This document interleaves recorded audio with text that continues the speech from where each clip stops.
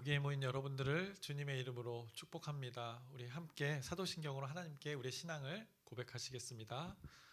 전능하사 천지를 만드신 하나님 아버지를 내가 믿사오며 그 외아들 우리 주 예수 그리스도를 믿사오니 이는 성령으로 잉태하사 동정녀 마리아에게 나시고 본디오 빌라도에게 고난을 받으사 십자가에 못 박혀 죽으시고 장사한 지 사흘 만에 죽은 자 가운데서 다시 살아나시며 하늘에 오르사 전능하신 하나님 우편에 앉아 계시다가 저리로서 산자와 죽은 자를 심판하러 오시리라. 성령을 믿사오며 거룩한 교회와 성도가 서로 교통하는 것과 죄를 사하여 주시는 것과 몸이 다시 사는 것과 영원히 사는 것을 믿사옵나이다. 아멘.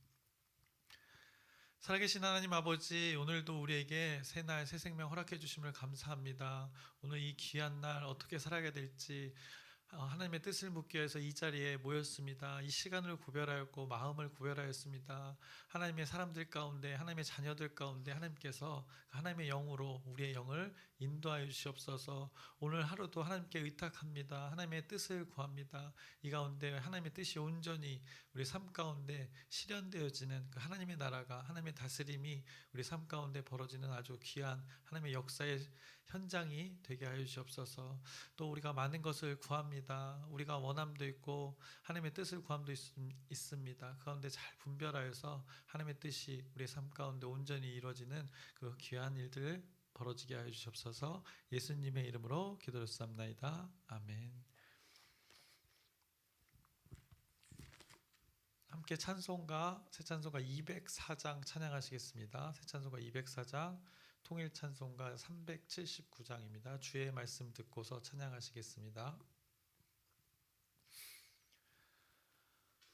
주의 말씀 듣고서 준행하는 자는 반석 위에 터 닦고 집을 지음 같아 비가 오고 물나며 바람 부딪혀도 반석 위에 세운 집 무너지지 않네.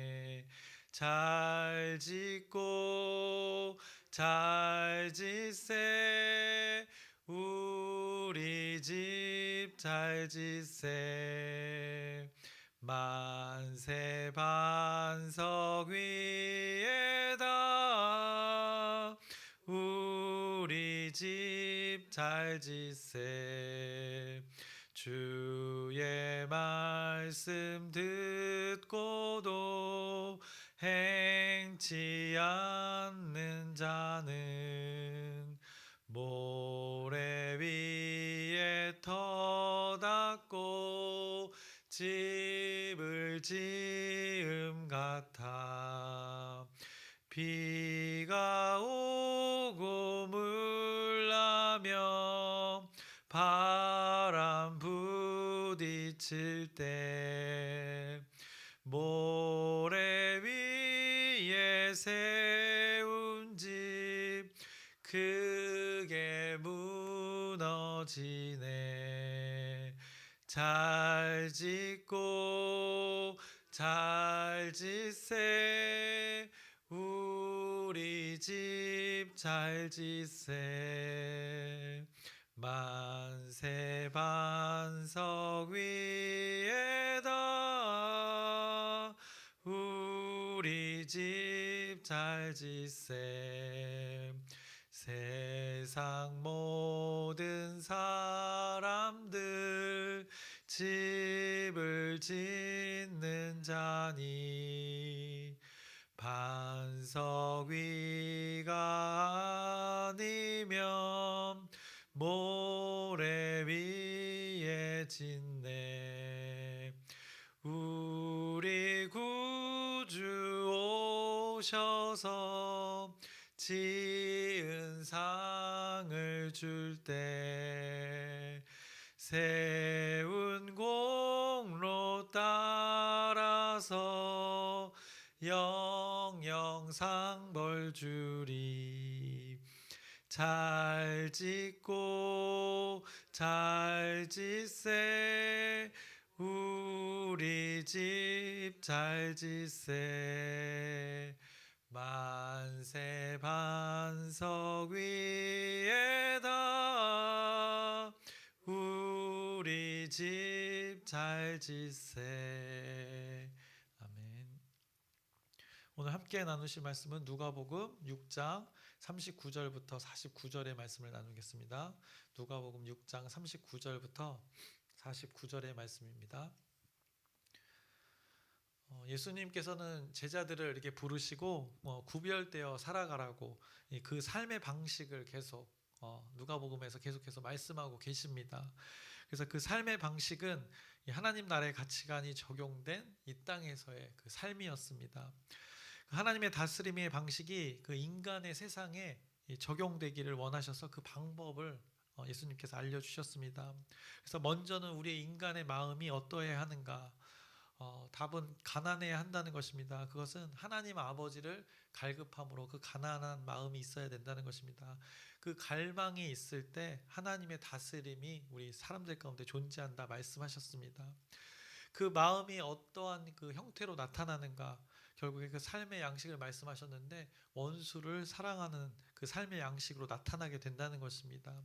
그리고 미워하는 자를 위하여 선대하는 것을 말씀하셨고 저주하는 자를 위하여 또 축복하는 것을 이렇게 말씀하셨습니다. 모욕하는 자를 위해서 기도하는 것, 오른뺨을 치는 자를 위하여 왼뺨을 돌려댈 수 있는 것, 또 겉옷을 빼앗아가는 자에게 속옷을 줄 수 있는 것, 이렇게 자신들에게 부당하고 불합리하게 세상의 가치관으로 억압하는 그들에게 당당하게 그거 아니야 라고 외치는 것이었습니다. 하나님께서는 모든 인간들이 그렇게 살아가라고 만들어 놓은 존재가 아니라는 것을 선포하라 말씀하셨습니다. 그래서 그런 삶의 방식, 사람이 사람을 대할 때 존귀함을 무시하며 저주하며 이렇게 모욕하며 자신의 의를 이렇게 드러내며 살아가는 사람이란 존재가 그런 존재가 아니라는 것을 예수님이 알려주셨던 것입니다. 사람이라는 것을 생각해 봤을 때 삶에서 자신의 의를 드러내며 사는 것이 아니라 하나님의 의를 드러내며 살아가는 존재가 바로 사람들이라고, 그렇게 창조된 존재라고 예수님께서 선포하신 것입니다. 그래서 하나님의 말씀으로 살아가는 자들, 즉 제자들의 삶이라는 것은 이 세상과는 구별된 그 하나님 다스림의 방식으로 살아가는 것이라 말씀하신 것입니다. 그러면서 예수님께서는 이제 자신이 선생으로서 그리고 자신이 전하는 이 하나님의 말씀의 가치관을 삶으로 배우고자 하는 그 이들을 제자로 이렇게 삼으시고 몇 가지 이제 비유를 제자들을 불러 모으시고 제자들의 삶이 어떠해야 되는지를 그 제자들의 삶을 강조하십니다. 그것을 비유로 통해서 가르치십니다. 그래서 그 비유가 오늘 본문에 잘 나타나 있습니다. 그래서 세 가지 비유를 말씀하시는데 먼저는 맹인에 대한 그 비유를 말씀하시고 그 다음에 티와 들보 그리고 나무의 그 열매에 대해서 그 비유를 통해서 하나님 나라의 그 삶의 방식을 알려주십니다. 다 아시는 말씀이지만 우리가 말씀을 다시 기억하는 의미에서 그 비유에 대한 말씀 부분을 39절부터 45절까지의 말씀인데 우리 교독하시겠습니다. 39절부터 45절까지의 말씀을 제가 먼저 읽겠습니다. 또 비유로 말씀하시되 맹인이 맹인을 인도할 수 있느냐? 둘이 다 구덩이에 빠지지 아니하겠느냐?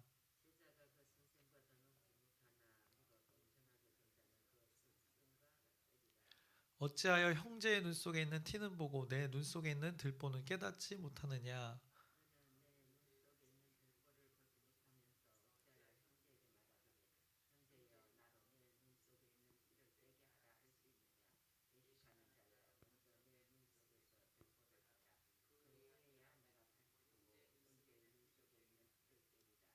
못된 열매는 맺는 좋은 나무가 없고 또 좋은 열매 맺는 못된 나무가 없느니라.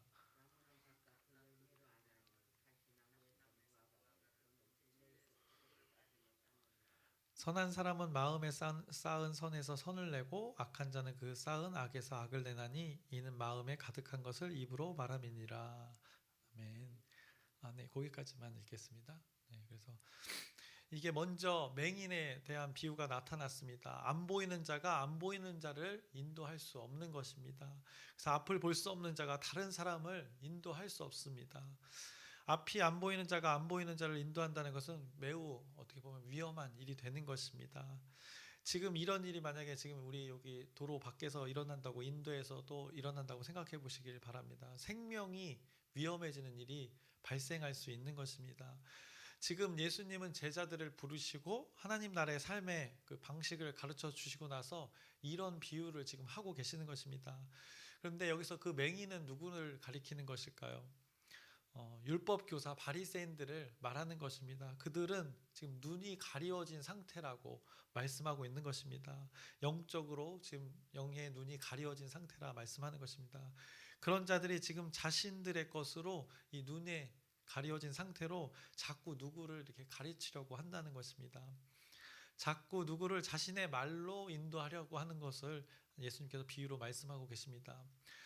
율법에 대한 그 지식이 많이 안다는 그것으로, 정보를 많이 가지고 있다는 그것으로, 더욱이 자신들은 그것을 다 지키고 있다는 그 자신감과 자기의로 그 율법의 본질인 사랑이 배제된, 이 알맹이 없이 껍데기만 존재한 그들의 영적 그런 어두운 모습에, 이런 모습을 예수님께서는 비유로, 이 맹인의 비유에서 말씀해 주시는 것입니다. 그렇게 앞을 못 보는 자가 선생이 되어서 앞을 보지 못하는 제자들을 인도하고 있다고 비유로 그 많은 무리들을 가르치고 있다고 알려주고 깨우쳐 주십니다. 그래서 예수님이 보시기에는 그들이 율법을 제시하는 그 참된 길을 알지도 보지도 못하는, 사실상 그 율법의 맹인이 된 자라 말씀하고 있는 것입니다. 그들이 만약에 진정 율법을 알았다면 하나님을 사랑하는 것을, 하나님이 창조하신 이웃들을 향해서도 그렇게 동일하게 적용되어져서 그들이 아마 죄인들과 소외된 자들과 함께 사랑으로 그렇게 살아갔어야 했을 것입니다. 하지만 이들은 자신들의 그 전통과 규례가 지나치게 강조된 나머지 율법의 그 알맹이를 쏙 빼고 왜곡된 껍데기만을 가지고 살았던 그들의 삶의 모습을 예수님께서 이렇게 비유하고 계시는 것입니다. 그래서 율법 교사들과 바리새인들, 그런 자신들이 너무나 중요한 그 기준을 가지고 있다고 생각하며 살았습니다. 그것이 나쁜 것은 아닙니다. 그런데 문제가 무엇이었냐면은 그것을 자신에게 적용하는 것이 아니라 자꾸 이 타인을 향하여서, 자꾸 상대를 향하여서 그 율법을 판단의 도구로 사용했던 것입니다. 율법이 생각해 봤을 때 남을 판단하는 도구가 아닙니다. 율법 교사를 생각해 봤을 때 율법에 대해서 가르치는 자입니다. 그런데 율법을 가지고 상대를 판단하는 자가 아니라는 것입니다. 판단의 몫은 하나님께 있는 것입니다. 이 율법을 만드신 분은 하나님이십니다. 법은 하나님께서 만드신 것입니다. 법을 만드신 그 하나님께서 그 법에 대해서 판단하시고 일하시는 것입니다. 그런데 율법 교사의 역할은 뭡니까? 하나님의 법이 이렇다, 이렇게 사는 것이 참 하나님의 사랑과 삶이다 알려주면 되는 것입니다. 그것이 율법 교사의 역할인데, 그런데 자신이 아는 것이 이 왜곡이 되어서 자신이 스스로가 판단의 그 주체가 된 것입니다.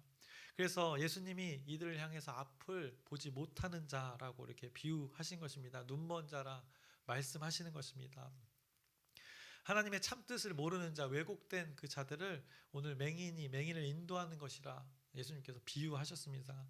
그러면서 율법을 가지고 자신을 판단하는 것도 아니라 남을 판단하는 그 눈먼 자들을 향해서 또 다시 한번 그 비유를 하셨습니다. 그러면서 이렇게 말씀하셨습니다. 어찌하여 형제의 눈 속에 있는 티는 보고 내 눈 속에 있는 들보는 깨닫지 못하느냐라고 말씀하신 것입니다. 이 티와 들보, 이거를 생각해 볼 때 둘 다 재료가 무엇입니까? 이 둘 다 이 나무가 되는 것입니다. 티는 이게 먼지처럼 아주 작은 그 나무의 부스러기를 티라고 합니다. 그리고 들보는 또 뭡니까? 그 집을 지을 때 나무의 가장 큰 부분인 것을 들보라고 합니다. 그래서 당시에 집을 지을 때도 보통은 나무의 재료가 대부분 적용되었을 것입니다. 흙과 나무로 집을 지었습니다. 집에서 가장 큰 재료, 그 들보입니다. 집에 있는 그 나무의 재료를 가지고 지금 비유하고 계십니다. 뒤에 이제 집 짓는 것에 대해서도 말씀하시는데 하나님이 이렇게 아주 기가 막히게 연관성 있는 단어들로 비유를 통해서 하나하나 말씀하십니다. 그래서 자신에게는 커다란 그 들보가 있는데 보지 못하고 상대에게 있는 그 나무 부스러기, 티, 아주 작은 먼지처럼 작은 것에 대해서 판단하고 정죄한다고 책망하고 계시는 것입니다. 지금 이것을 누가 하고 있는가 비유로 말씀하십니다. 율법 교사와 바리새인들이 그 율법을 가지고 자꾸 이러고 있다는 것입니다. 그러니 예수님이 이 상황들을 온전케 하시려고 제자들을 불러 그것의 오류를 알려주시고 그것들을 하나님의 방식으로 온전케 할 이들을 불러서 그 비유를 알려주신 다음에 그 하나님 나라의 역할을 그 제자들에게 맡기시기 위해서 오늘 이 말씀을 선포했던 것입니다. 왜 비유로 알려주십니까? 쉽게 깨닫게 하기 위해서 이 현상들을 지금 너희들이 살아가는 세상의 이 상황을 비유로 알려주시는 것입니다. 깨달아 알게 하기 위해서. 그래서 이제는 깨달아 알아서 온전하게 하기 위해서 사람을 예수님께서 부르시고 가르치시고 또 어떻게 살아가야 하는지 그 그리스도의 사역을 감당하는 것을 오늘 또 본문에 말씀하고 있는 것입니다. 그래서 지금 비유로 말씀하실 때 나무의 재료인 그 티와 들보에 대해서 말씀하셨습니다. 그래서 같은 맥락으로 그 연관성 있게 예수님께서는 또 나무의 비유로 또 말씀을 하십니다. 예수님이 아주 센스가 장난이 아니십니다. 그들이 잘 기억하도록 이렇게 연관 검색어를 통해서 제자들을 탁월하게 가르치고 계십니다. 완전 하나님 나라에 대한 그 일타 강사가 되신 것입니다. 그러면서 비유로 이 좋은 나무에서는 좋은 열매가 맺어질 수밖에 없고 나쁜 나무에서는 나쁜 열매가 맺어질 수밖에 없다는 것을 또 비유로 말씀하십니다. 한마디로 근본에서 본질에서 시작된 그 시작됨이 결과로 동일하게 만들어진다는 것을 말씀하십니다. 그래서 이 나무의 비유에서 좋은 나무에서는 좋은 열매를 맺고 나쁜 나무에서 나쁜 열매가 맺어지는데 이 나무 비유에서 예수님께서는 사람의 그 마음을 언급을 하십니다. 45절의 말씀을 보시면 이렇게 말씀합니다. 선한 사람은 마음에 쌓은 선에서 선을 내고 악한 자는 그 쌓은 악에서 악을 내나니 이는 마음에 가득한 것을 입으로 말함이니라 라고 하면서 이 비유를 말씀하시고 열매는 마음에서 시작된다는 것을 깨우쳐 주십니다. 그래서 우리의 내면이 얼마나 그 마음의 상태가 하나님과의 관계의 상태가 얼마나 중요한지를 예수님께서 말씀해 주십니다. 보이지 않는 그 보이는 부분보다 보이지 않는 그 영역이 얼마나 중요한지를 말씀하십니다. 율법 교사들 겉으로 이 행동으로는 하나님의 법을 겁나 이렇게 잘 지켰습니다. 그런데 그 마음에는 어떤 게 있었습니까? 내가 제일 잘 지켜, 제일 잘 나가, 자기 의로 가득했던 것입니다. 하나님을 찾는 그 갈망이 없고 자신의 부요로 가득 찼던 것입니다. 그러니 그것이 입 밖으로 나올 수밖에 없었다는 것입니다. 그러면서 예수님의 사역들을 지금 우리가 계속 보지만 네가 뭔데 제사함을 해 이런 말들이 고백되어졌던 것입니다. 생각과 마음 가운데 네가 뭔데 안식일에 일을 해 이런 것입니다. 그들의 입에는 항상 남을 판단하고 정죄하는 네가 뭔데라는 것이 항상 있었던 것입니다. 그래서 예수님의 가르침에 이게 뭐지 하는 이런 단순한 질문이나 의문이 아니라 자신이 판단의 주체가 되어서 분노가 담긴 네가 뭔데라는 그 자기의 의가 중심된 마음이 자기가 주인된 그 마음이 입 밖으로 나오는 그들의 모습들을 성경이 기가 막히게 말씀하고 있습니다. 율법을 다 지킨다고 스스로 판단해서 자신이 이 율법의 주체가 된 것을 이것이 어리석은 맹인 것 같다고 이 비유를 통해서 나쁜 열매, 나쁜 나무로 나쁜 열매를 맺고 있는 그들의 삶이라고 말씀하고 있습니다. 그들의 들보를 보지 못한다고 말씀하고 있습니다. 율법을 그들이 만들었습니까? 아닙니다. 하나님이 주신 율법입니다. 왜 자기가 그 판단하는 자가 되었는지 참으로 안타까운 모습이고 또 우리의 모습 가운데 이런 모습이 있다는 것을 또 깨우쳐 주십니다. 그래서 우리는 오늘 이 비유의 말씀을 통해서 우리는 어떠한가 우리의 마음의 또 상태 결국은 하나님과의 관계를 잘 살펴봐야 합니다. 그러면 이 말씀을 통해서 우리는 분명히 깨달음이 있습니다. 그렇지 분명 깨달음이 있으실 것입니다. 그런데 그 깨달음에서 멈추는 것이 아니라 우리의 내면을 살펴보는 그 직접적인 우리는 작업들을 해보아야 하는 것입니다. 이것이 깨달음에서 머무는 것이 아니라 결국 믿음의 실천으로 이루어졌을 때 온전한 그 믿음이 되고 그게 믿음의 삶이 된다고 오늘 성경이 또 말씀합니다. 오늘 말씀을 기억해 보면 오늘 맹인의 비유, 티와 들보의 비유, 그리고 나무와 그것의 열매의 비유를 말씀하시고 온전케 하시려는 것이 무엇인지 그 예수님은 제자들을 향하여서 그리고 우리들을 향하여서 분명하게 이렇게 가르쳐 주셨습니다. 이 가르침이 우리는 우리의 마음에 어떠해야 하는가 분명하게 깨닫게 되는 부분이 있습니다. 그런데 예수님께서는 이 비유를 통해서 깨달음에만 또 멈추지 않기를 원하시면서 또 한 가지 비유를 말씀하십니다. 그것이 무엇입니까? 오늘 본문 마지막 부분에 나오는 그 집의 비유입니다. 어렸을 때부터 우리가 주일학교에서도 지지난주에 나눴던 말씀이고 올 한 해 반석 위에라는 어린이 공동체의 주제인데 모래 위에 지은 집과 반석 위에 지은 집에 대한 비유를 또 예수님께서 말씀하십니다. 이 비유를 말씀하시면서 결론부터 먼저 시작하고 말씀하십니다. 그래서 46절에서 47절의 말씀을 보시면 이렇게 말씀합니다. 너희는 나를 불러 주여 주여 하면서도 어찌하여 내가 말하는 것을 행하지 아니하느냐. 내게 나와 내 말을 듣고 행하는 자마다 누구와 같은 것을 너희에게 보이리라 라고 말씀하십니다. 들음에서 멈추면 결국에는 모래 위에 지은 집과 같다고 말씀하시는 것입니다.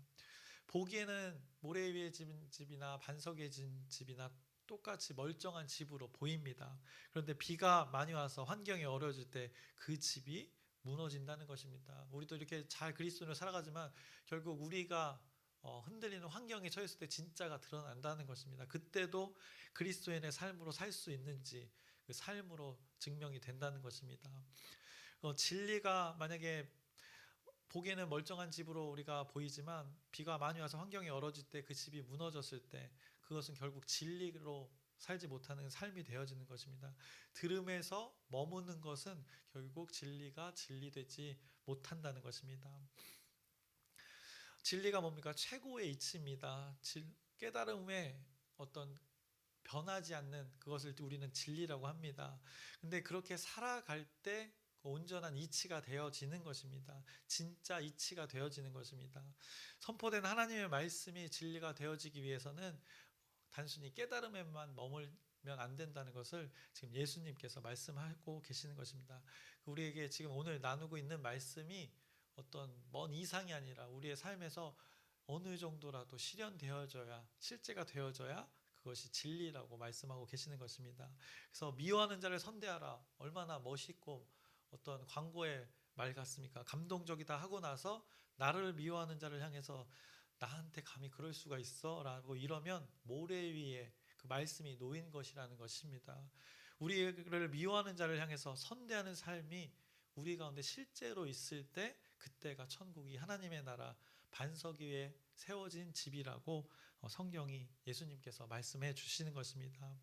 그때 그 하나님의 말씀이 선포된 이때 얼마나 몇천 년 전, 2000년 전의 말씀이 우리의 삶 가운데 실제로 이루어지는 그 하나님의 역사의 현장이 우리의 일상의 삶 가운데 벌어지게 되는 것입니다. 지금 하나님의 역사라고 했는데 역사를 생각해 봤을 때 역사는 어떻습니까? 영원히 기억되어지는 것을 우리는 역사라고 합니다. 미워하는 자를 선대하면 여러분의 인생에 하나님의 말씀의 역사가 기록되어지는 것입니다. 그 역사를 봤을 때 어떤 변화의 한 시점을 생각할 수 있습니다. 여러분의 인생에 어떤 전환점이 되고 또 그것이 하나님 나라의 관점에서 보면 하나님의 다스림으로 세상을 온전케 하는 하나님의 시간들이 될 수 있다는 것입니다. 이 하나님의 말씀을 깨달음에서 멈추지 않고 실천하게 되면 이 하나님의 역사가 기록되어지는 것을 우리가 깨달았으면 좋겠습니다. 그래서 하나님의 역사 속에 또 이런 실천을 통해서 우리가 살아가면 하나님의 역사 속에 우리의 역사가 이렇게 기록되어지는 것입니다.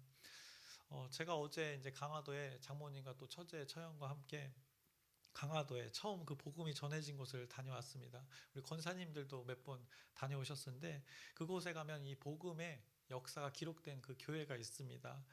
그래서 강화도에 있는 그 교산교회인데 1893년에 인천 제물포에서 복음을 받아들인 한 사람이 있었습니다. 이승환이라는 분이신데 그분이 복음을 듣고 이제 견딜 수가 없어서 고향인 강화로 돌아가서 자신의 노모 그 늙은 어머니를 위해서 복음을 전했고 그분이 전도를 당했습니다. 복음을 받아들였습니다. 그래서 이제 어머니를 위해서 이제 침례를 제물포 교회 요청을 했는데, 그래서 제물포 교회 당시에 있던 외국인 선교사가 있었습니다. 존스 선교사님께서 그 어머님의 침례를 위해서 이제 강화도로 가게 됩니다. 강화도에 어머니 동네로 가서 이제 침례를 주려고 하는데, 그 동네 양반 가문이 그 서양 선교사가 들어오는 것을 반대를 했습니다. 허락할 수 없다 이렇게 했습니다.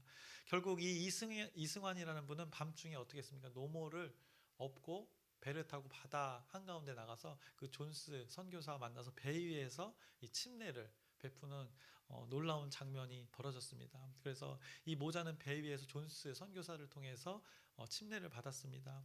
이것이 강화도의 그 복음이 시작되는 순간이었던 것입니다.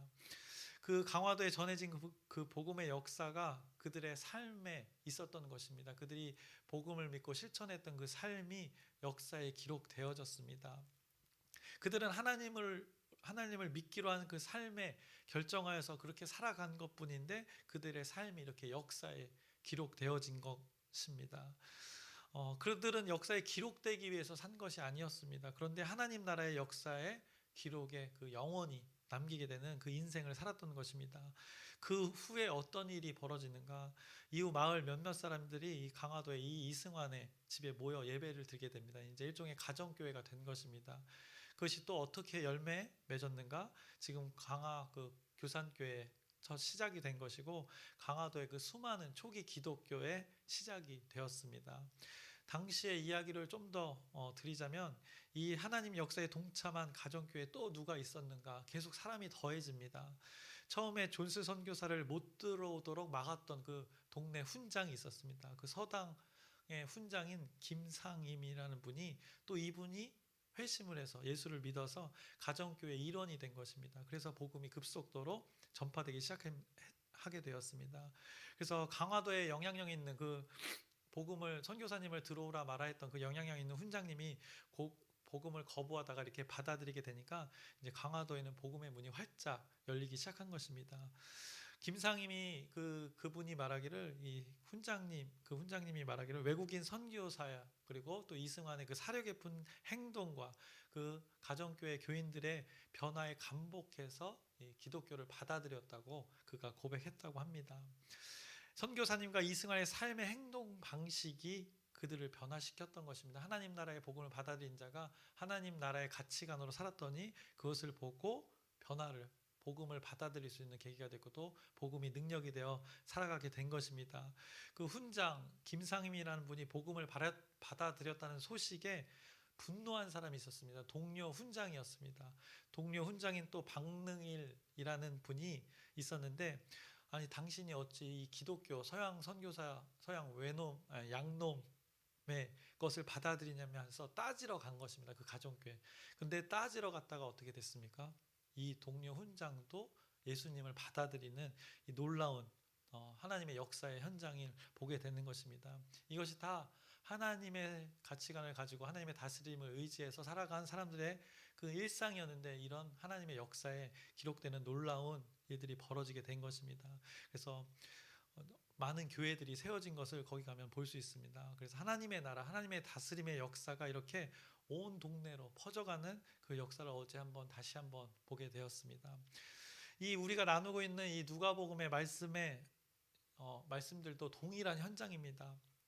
예수님이 제자를 부르시고 그 하나님의 역사의 현장에서 그 하나님의 다스림으로 살아가라고 이렇게 비유로 가르쳐 주셨습니다. 그런데 누가복음 6장 후반의 그 말씀들, 그 가르침의 말씀으로 결국 무엇을 말하는가? 이 삶으로 살아내라 강조하고 계시는 것입니다. 믿음의 그 깨달음을 행동으로, 삶의 실천으로 삶을 살아내라 말씀하시는 것입니다. 하나님의 다스림의 그 실체를 너희 시간들 속에, 너희들 장소에서 삶을 살아내라라고 오늘 우리에게 말씀하고 계시는 것입니다. 그 방법은 여러 가지입니다. 여러분이 하나님의 말씀을 기준으로 가지고 선택하시면 됩니다. 이 마음을 담으면 입 밖으로 나오게 된다고 오늘 말씀이 전해주고 있는 것입니다.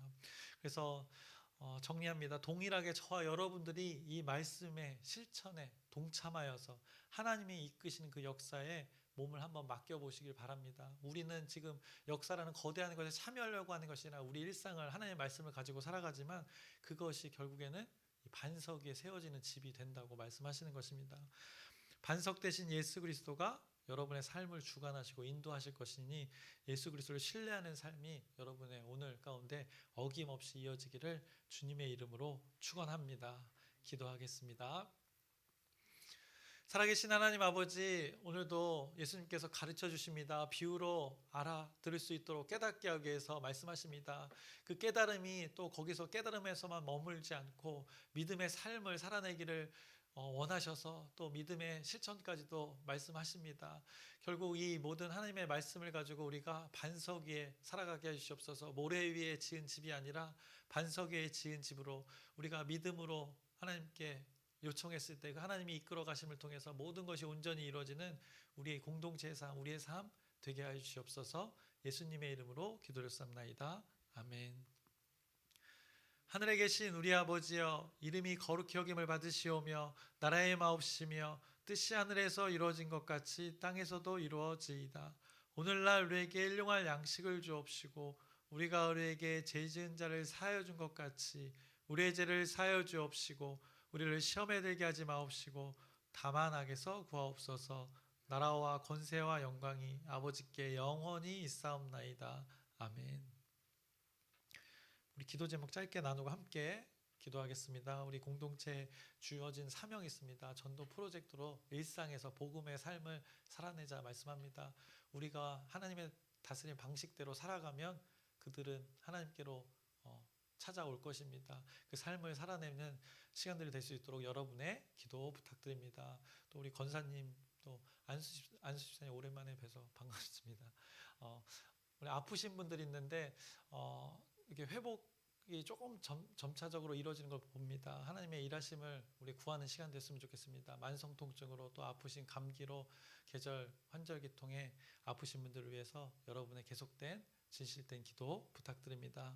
그리고 오늘 하나님 말씀을 의지해서 하나님께서 말씀으로 살아내랍니다. 우리의 능력은 말씀으로 살아낼 때 그것이 구별됨이 되고 그것이 우리의 능력이 될 줄 압니다. 이 말씀을 의지하면서 주여 크게 한번 부르짖고 함께 기도하시겠습니다.